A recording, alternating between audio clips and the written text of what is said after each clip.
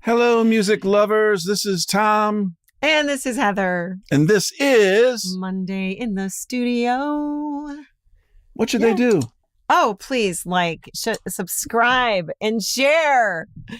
Oh, goodness. If you're watching this on YouTube, please, if you haven't yet, please subscribe to our channel. And please like that video because as you know, the algorithm, it talks, apparently. Yeah, apparently it talks bad things about us. So we need a chance to win. This time. Hello, Steve. Hello, Becky. Hey, Jeff. Hey, Mike. Who else we got? Dave and Becky. Just so much. So glad to be back with you all. Yeah, it's been it's a huge echo, he says. There's a huge echo? Thanks, Mike. Really? A huge echo. Hang on. It's been a while. Monitoring is off.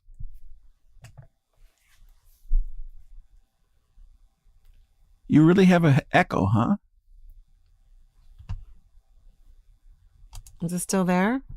How about right now? Do you hear an echo right now? Okay, Jeff, you don't have an echo. You don't hear echoes in LA. Well, I don't have I'm not getting an echo. Okay. Okay. All right. So we'll go. We got a full night. So I think, Mike, you have an echo because of what you're drinking. There's sound rattling around inside your brain right now. Oh. Okay. What are you having tonight to drink, Heather? Oh, my normal. Does anybody know what this is? It hasn't been that long. It actually has been pretty long. Okay. December something was our last mitts that we did. Yeah, but this is my favorite. So if you know what it is, you can post it in the chat. And what are you having in the celebratory day? On our celebration. B&B. B&B. Cheers. Cheers. Congratulations, Tom.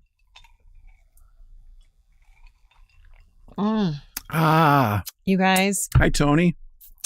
Yes. Tony Scroot. Nice to see you. Arnold Palmer. Thank you, Mike. Yes. A weak Arnold Palmer. That's like the weakest of.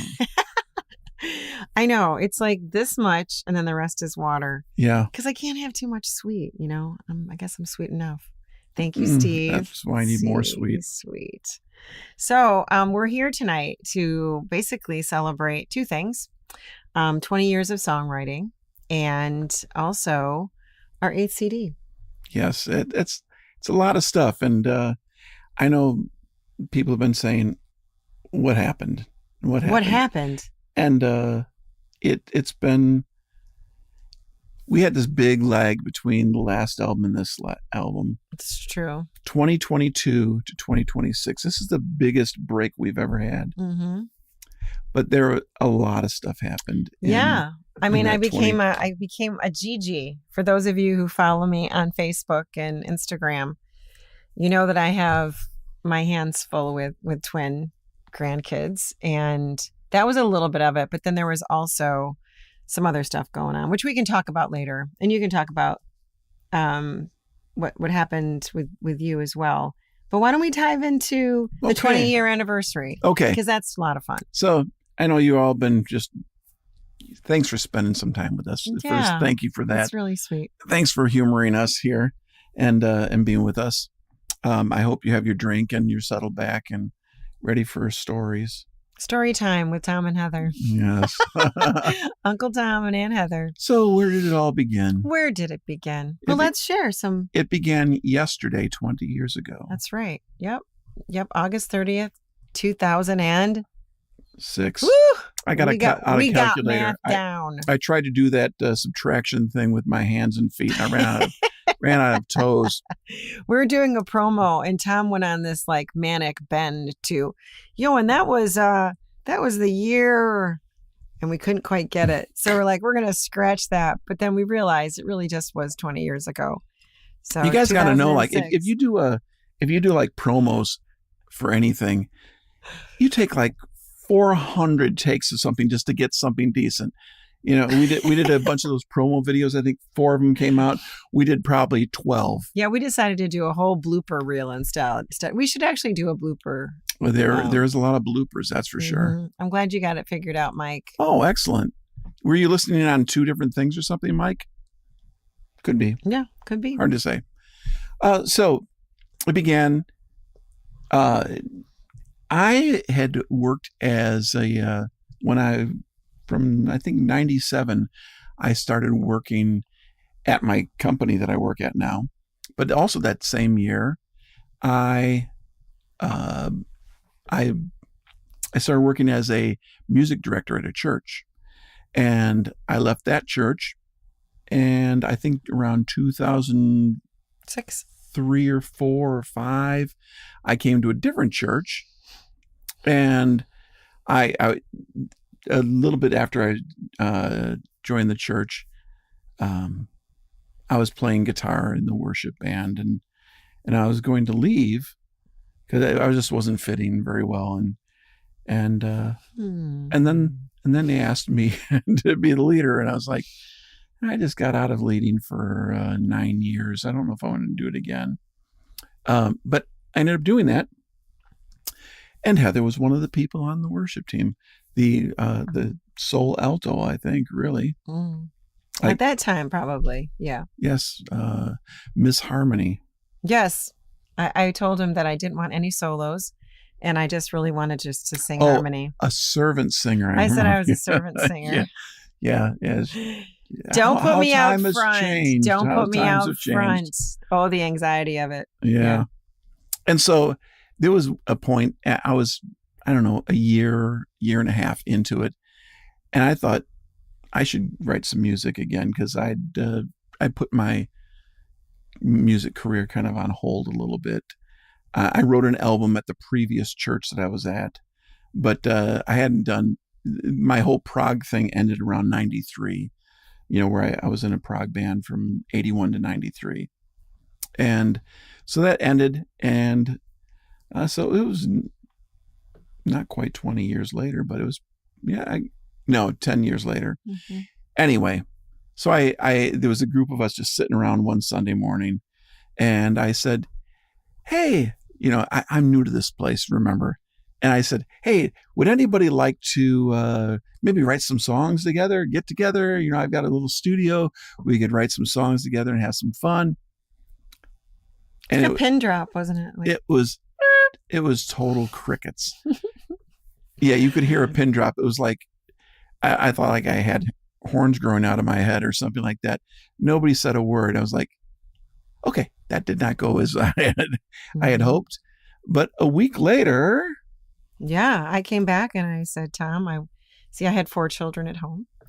And I think the youngest was, he like 8, something like that.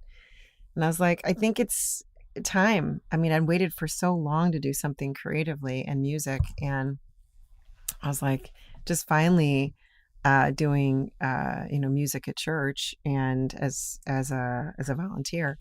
I was like, hey, to my husband, could I dive into writing some songs? And he said, yeah. So I came back that next week and I told Tom that I'd be interested.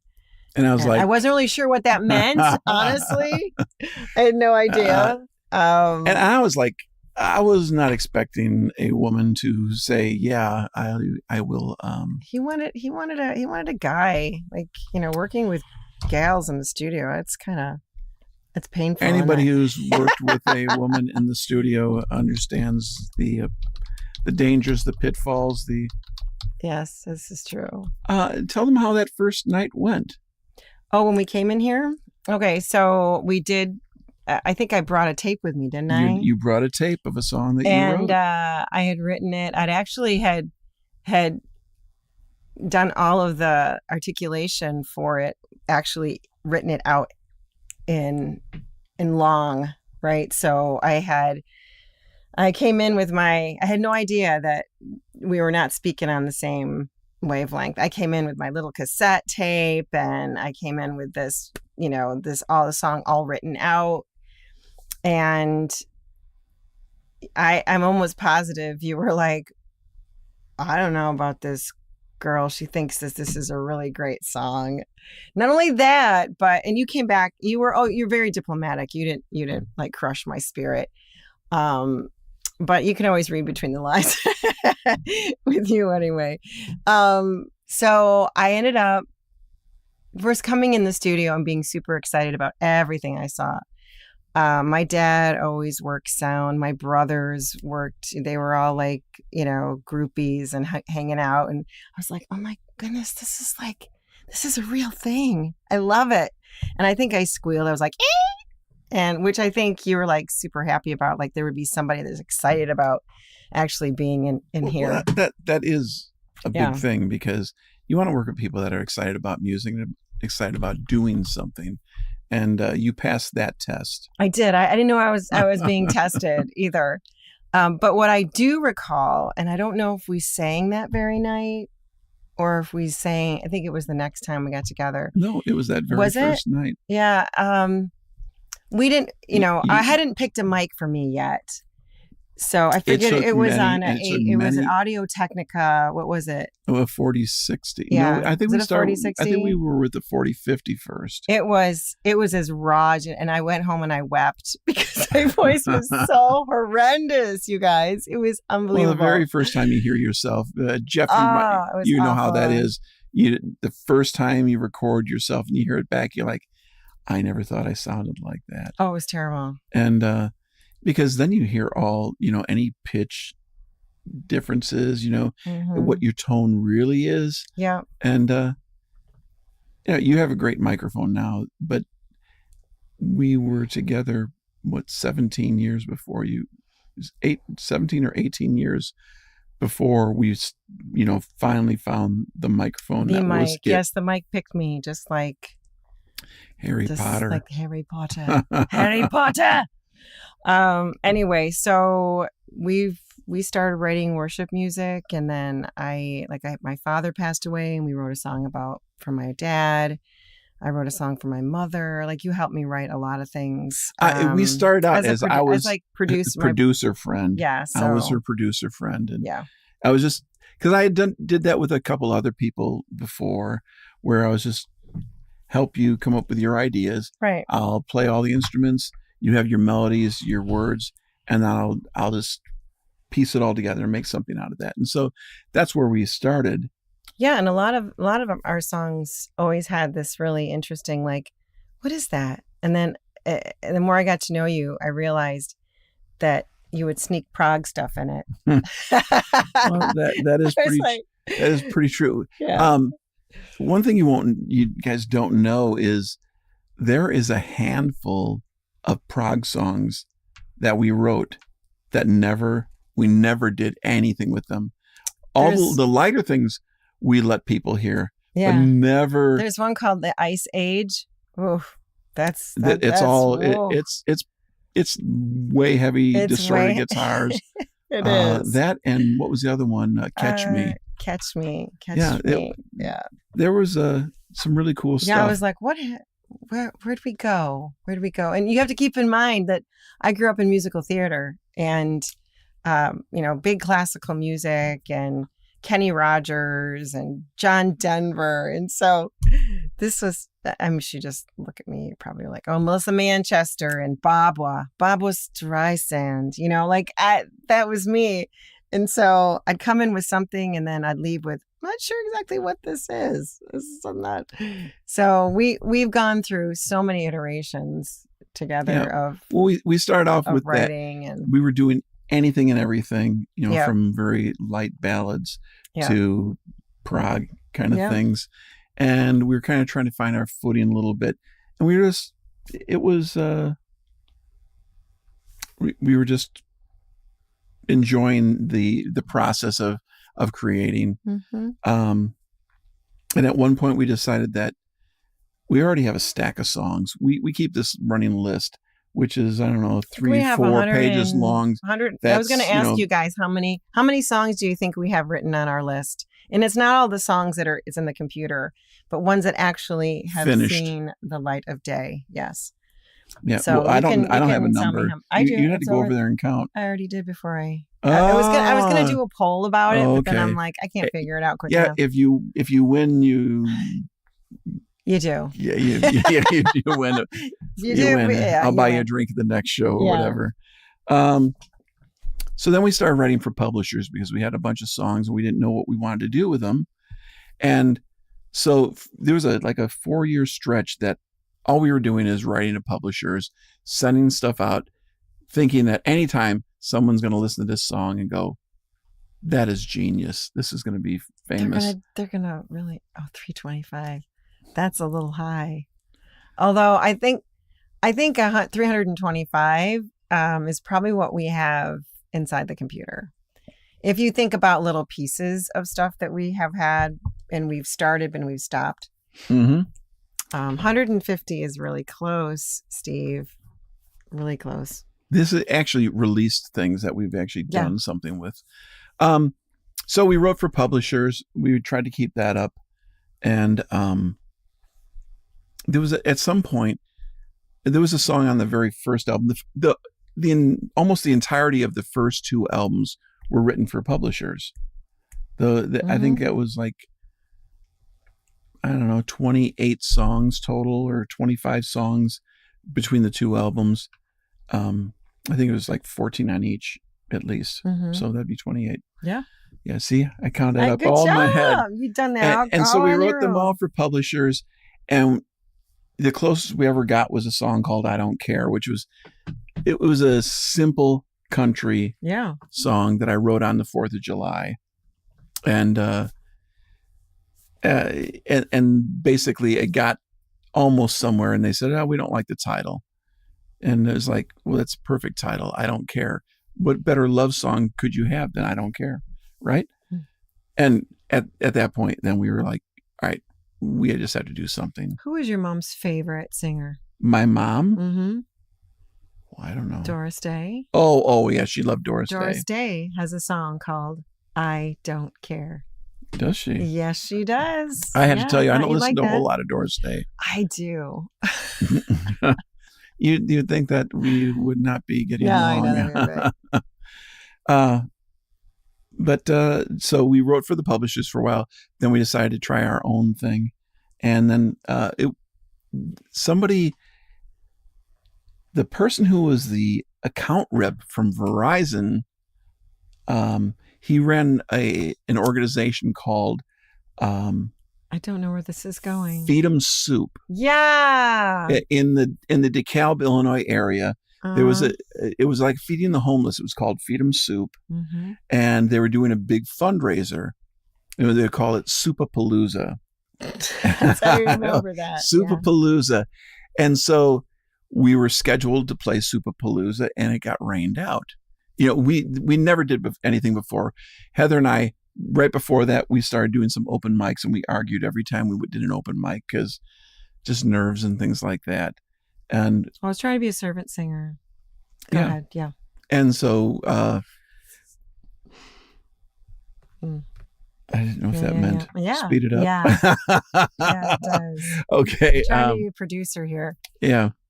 And so that was our first. It got canceled. So the same day we were supposed to play, we just decided we're going to set up in a gym and invite a bunch of friends.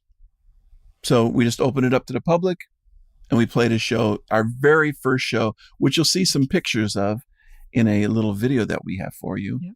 And we did that. And then Soupapalooza got rescheduled and we got a chance to do that with a totally different band because... but we were Humphrey McCowan. Yeah, it was Humphrey McCowan because it was kind of like Lennon McCartney, Humphrey McCowan. Just like that. Just like that. But nobody could pronounce Humphrey, so it became an issue. Yeah. And so that's where it began. By 2010, we were writing songs just for ourselves, and we started figuring, okay, we're actually going to record these for real and put them out. So we picked our favorites for the first album. That came out in 2012. 2013, we still had a whole nother album worth of material. Yep. And that became our second album. And then, of course, the third year, or the third album was kind of a Christmas gift of the Yeah. same year. Yep. Where you wanted to do a Christmas album. I didn't want to do a Christmas album. So we compromised. And we did a Christmas album. And that came out. It was kind of a mishmash. Humphrey McGowan. Yeah, that's pretty much it. Oh, you're giving it away. Okay. Yes. Okay. So then. So we did that. That got us through 3. We started playing shows with the band. We went out and did a lot of stuff. At that point, we started playing. I think we played, Septemberfest. Not Septemberfest.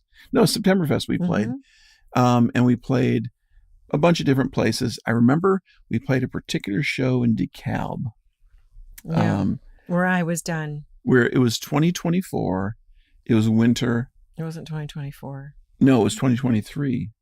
No, not 2023. Sorry, 2013. Yeah. Late 2013 or early 2024. And no, it must have been 20.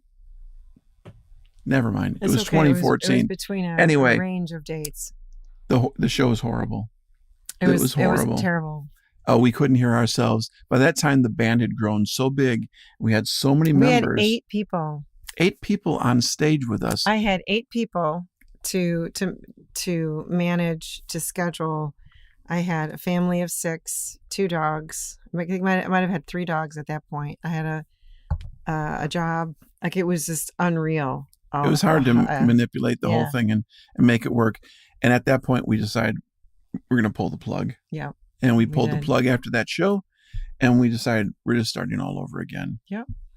We reoriented the entire band. And even, I think, just going back to some of the music, we did some analysis about what exactly we wanted the sound to be. And we just wrote a completely different album. That was album number 4. And I feel like, for me, album number 4 was the start of what we really wanted to start becoming. And that was pretty well fleshed out. And for those people who have downloaded the CD and listened to the whole thing, we have gone back to our roots in a lot of the songs, and then we have progressed in quite a few of them as well. So you'll hear one, I think, Where We've Always Met, and you'll be like, oh, that is from. Yeah, it's kind of a throwback in a way. Throwback to to some of our just kind of very light, kind of very open, not heavy. And we've never really done an instrumental other than Cornfield Waltz. So there's some kind of new stuff. But you're right. I think that kind of is that. We started number 4. piecing it together. Yeah. The band was gone, basically. We let everybody go. I played drums on the 4th album, except for one song. Yep. Jim Levis played drums on Far Away. Mm-hmm. And Jim told us about a bass player. Oh. Yes. Tony Metters. And Tony Metters, we met him, and we were told by Jim's wife that Tony will never play with you guys. He is the nicest person. He's too nice for you guys. For us. He was too nice for you two. And it was like, isn't that a nice thing to say? Yeah, well, I mean, in some ways, for him. It was true. And so that's how Tony got in with us. So then it was the 2 of us and Jim and Tony. Yep. And we toured together, just the 4 of us. We had a violin player, Jordy Kleiner, that he was an amazing violinist, and he played with us. Did a couple shows with us, but not. Yeah, he did a couple shows, but live it just the chemistry wasn't there live, but it was there in the studio. Because I remember the first time we just sat around and played a song with Jordy, and we just the 3 of us just facing each other, and we just played a song, and he just noodled over the top of it. It was like, how does this guy play so expressively and so quietly?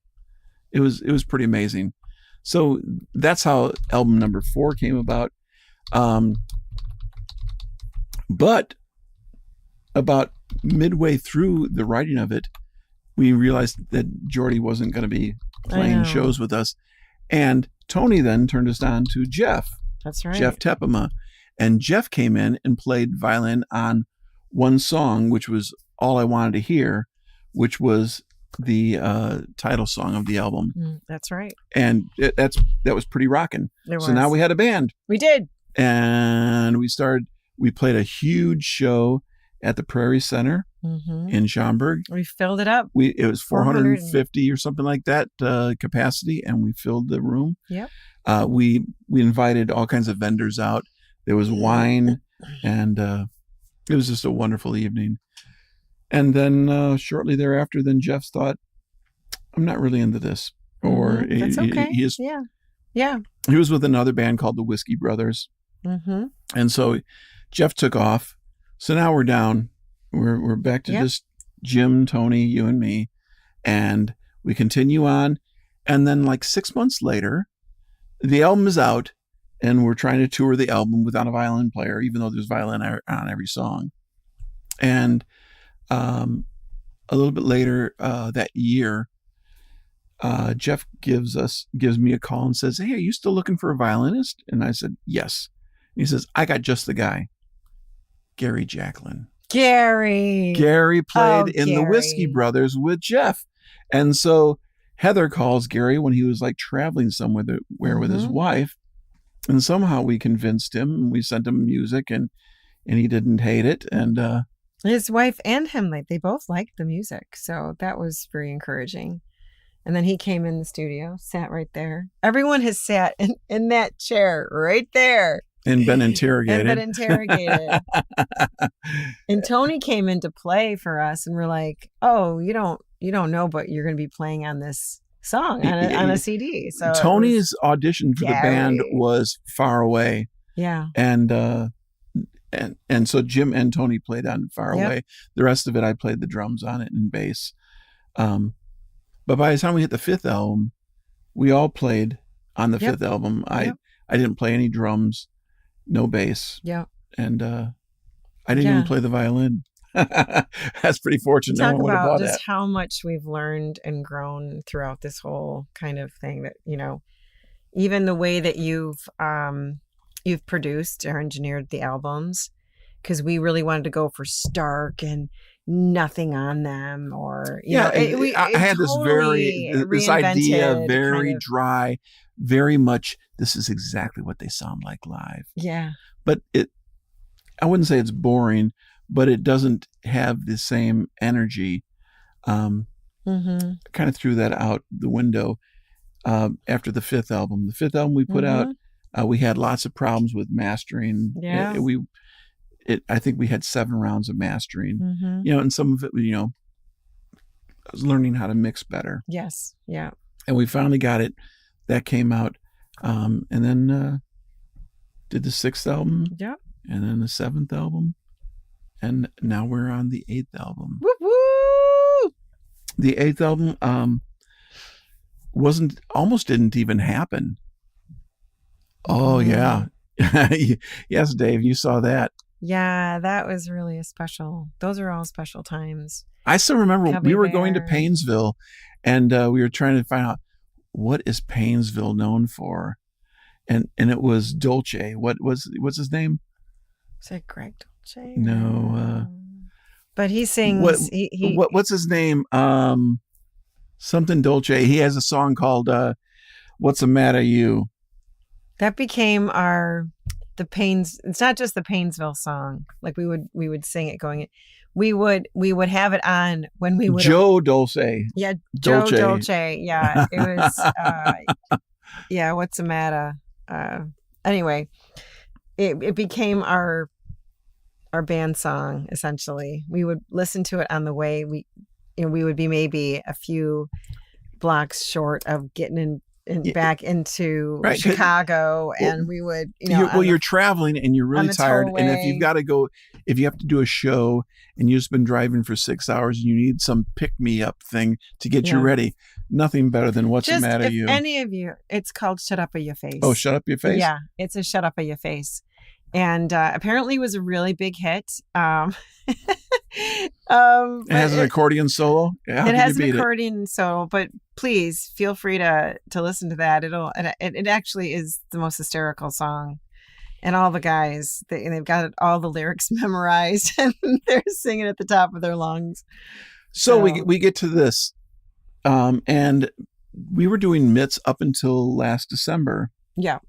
And in December, we realized we don't have enough time for writing anymore, because we, just due to scheduling, we basically only had a couple hours a week to try to get anything going. And so we had to put Mitts on hold so that we could write an album. But at first we weren't even going to write an album. We were going to take our third album, which was never released. You can't find it on streaming or anything like that. Yeah. It was just a free download from our website, which I don't think it's not even available anymore. I would really like to do that at some point, but yeah. For right now, we figured we would do that, and all of a sudden I started looking at songs that I keep sketches on my phone of ideas.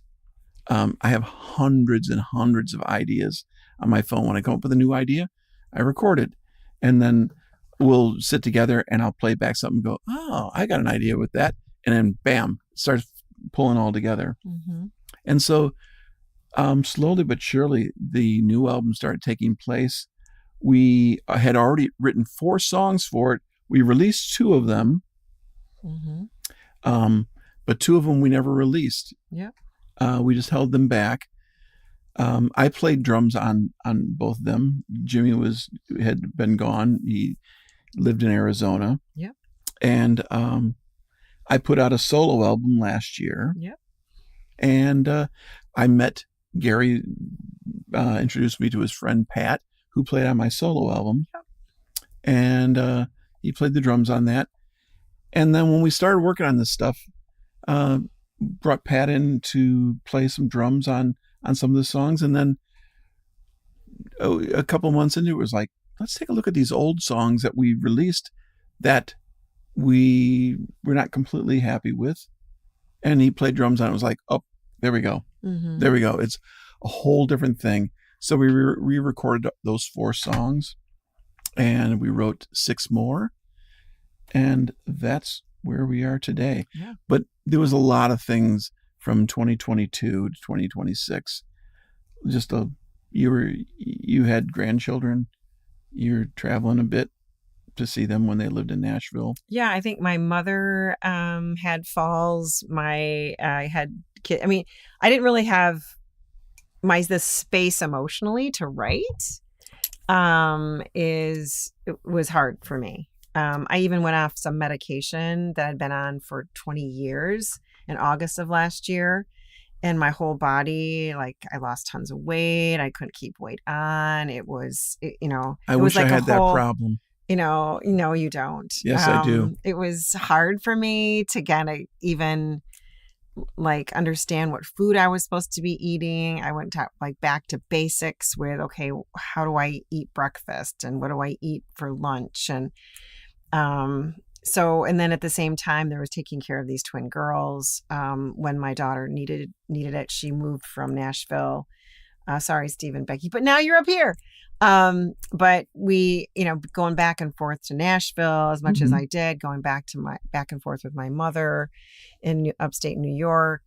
Just a lot of things. Like emotionally, I really could not focus on everything. It just was not. It was one of those valley times. I'd never actually had one of those before. Like typically it's I'm pretty good on this and nice and steady. I mean, I'm like fun and stuff, so I kind of get manic, but yeah. Thank you, Becky. So yeah. So, I mean, between that and then your company, you got hacked a few times, and in the last year, the company I worked for, we've been hacked 3 times, and I'm IT. Like 5 months at a time. It was really. It's been like really when rough. We say that this was a hard fought album to get out. We just want you to know this blew out a knee. Really hard fought. I had a couple of falls because I got a dog, and the dog's huge, and just so no whining because we're not complaining. It's just man, sometimes life gets in the middle of everything. And it's tough to get things together. And one of the songs that I wrote most of the lyrics on, it's called Dry Bones. And that's, I swear, even today, I can put that song on in the morning and it gets my butt out of bed. Like there's something in it for me personally that's like, yeah, I would get up, get going. You know why that is? Because that is as close to prog as we've ever been with acoustic instruments. What? On Dry Bones? Oh, yeah. Really? Dry Bones is pretty proggy. Lots of chord changes. It's in similar ways to like Carry You. Well, I was actually got a big solo section. Right. And, I don't know if that's the reason, but definitely the lyrics. No, it's prog. Prog gets you out of bed in the morning.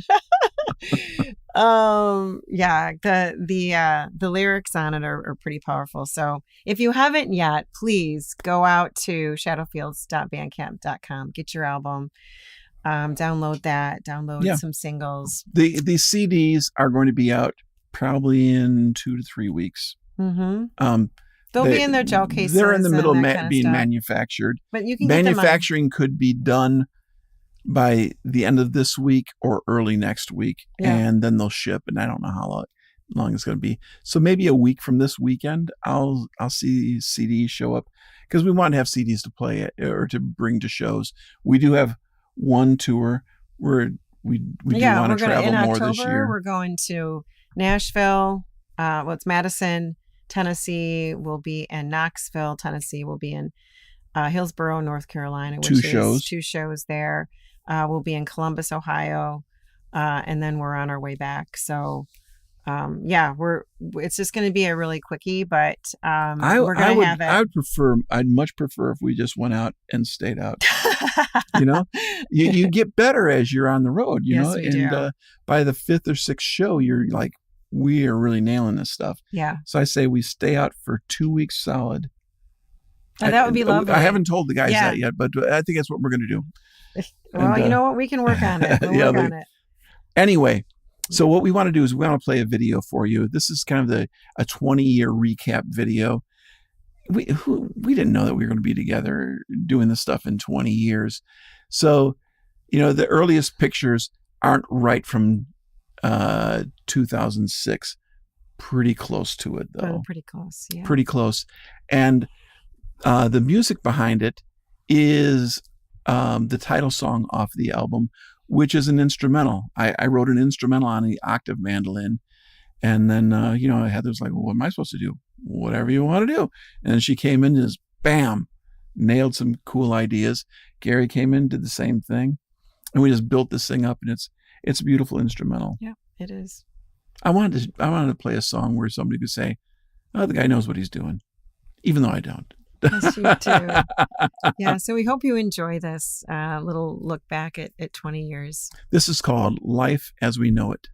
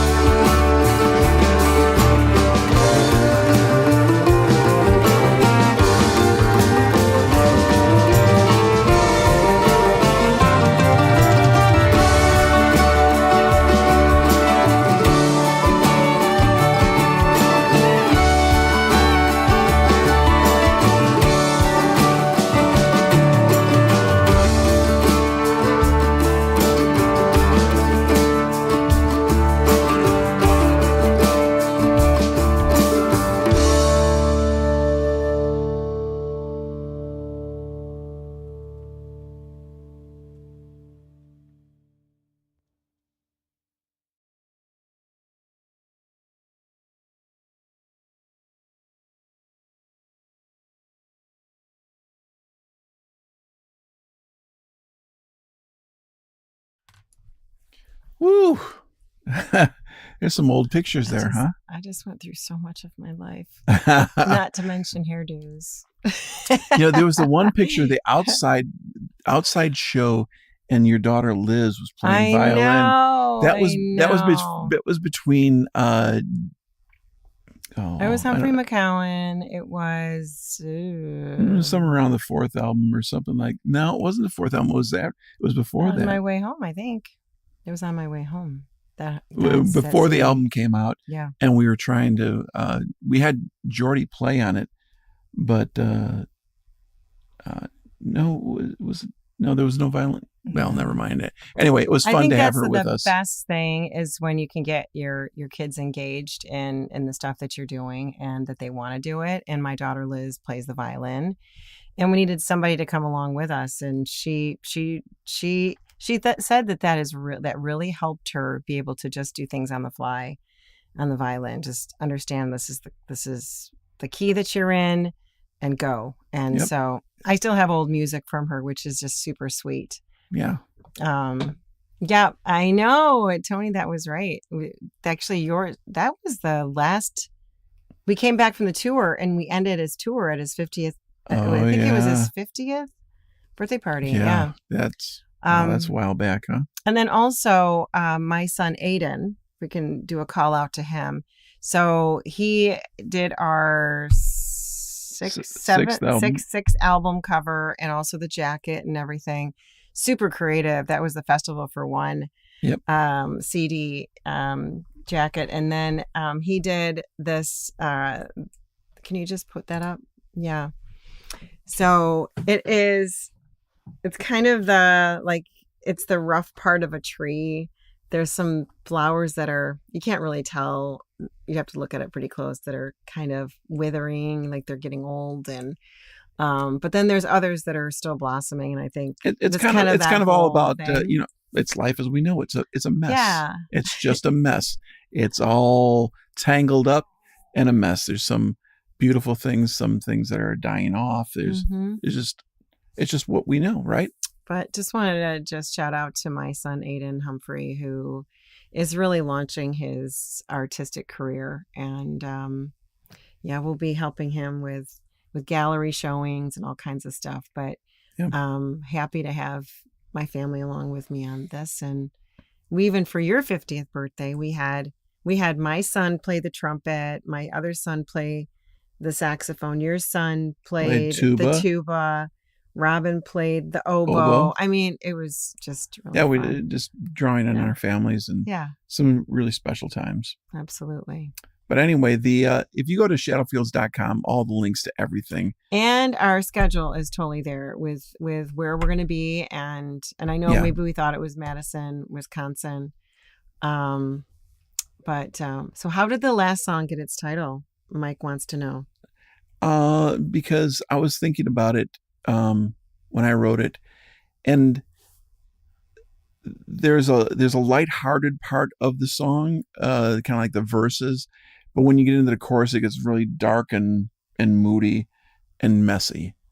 And I thought, isn't that just like my life? and the way things have been, especially over the last 4 years. Mm-hmm. And so I just thought, life as we know it, that's what it is. There are some really lovely sweeping lines and melodic lines in it. And then all of a sudden it goes terribly dark. And you're like, oh. But then at the end of the song, Mike, if you recall, it goes into da-da-da-da-da-da. Like it kind of goes all the way back there, and then it comes back down again. It kind of evens out. So it's like it's a journey. It's the song we feel like is a journey, or represents that of maybe what we all experience just in our normal lives. Yeah, it'll be fun to play live, I think. Yeah. Because it's not super hard. Oh, but not that fun. song? Oh, not that. What was the last song on the album? Was that Playing in the Rain? No. Angels. Because you think it should be another title? So... and we could do a whole nother episode just on different songs. We are starting to put together some videos. We have reworked a video for On the Dime, Yeah. And we put Pat in it. Yeah, because Pat replayed the whole song because I had played the drums originally on it, and he added something extra to it. So we've got him in it. The video is very funny, and we'll have that out in the next week or two. And CDs coming out. We're also looking at T-shirts. Yeah, we'll have merch. We'll have merch. So hopefully the end of this year will be good. We've got the tour. Hopefully we can fit a couple more shows in here or there and just have some fun because it's time to celebrate. Absolutely. And we just want to thank you all for joining us on this adventure, especially everybody who's been like on MITS for how many years that we've done that. I think we did MITS like I don't know why. Do we have like a 2.5 top contributor? Yes, we should have the kings and the queens of MITS. Yeah, the ones that have been out here for a long time. But we do appreciate you going, all your encouragement. And talking with Dave and Shirley, I think there was one time, and they were like, "Oh no, you got to keep writing." You're just so encouraging, and we really want to thank you for that. It means something when somebody just says, "Hey, I really like that. I can't wait to hear more." It inspires you because otherwise, sometimes you feel like you're just doing it because that's what you do. But it's always nice. Want to get a little bit of feedback from somebody saying, "Oh, that really meant something to me." Yeah. There's a song on the album, still to me the most beautiful song on the album, maybe one of the most beautiful that we ever wrote, was "Where We've Always Met," and that's the second to last song, number 9, and it's just a beautiful song. Mike, I thought you would like that one. Yeah. It's a really, really touching song, very moving song. Well, we have eaten up enough of everybody's time. We said we were 7:30 to 8:15. Sorry about the time snafu thing and stuff like that. But thanks so much for being with us on this beautiful ride that we're on, and we appreciate your support and your encouragement. And thank you for the 20 years, really. And thank you for joining us on Monday in the studio. What should they do? Please like, share, subscribe. And if you haven't clicked on that notification bell, you will be notified, if you do, of whenever we go live. Yeah, if you know anybody who's like a music lover, send them to our website for them to take a look. And on the website, you can hear little snippets of every song that we put on an album. Yep. And we want to grow this thing so that we can travel more, we can do more. So thanks so much, everybody. Thank you. Have a great night, and we love you all. Bye. Good night.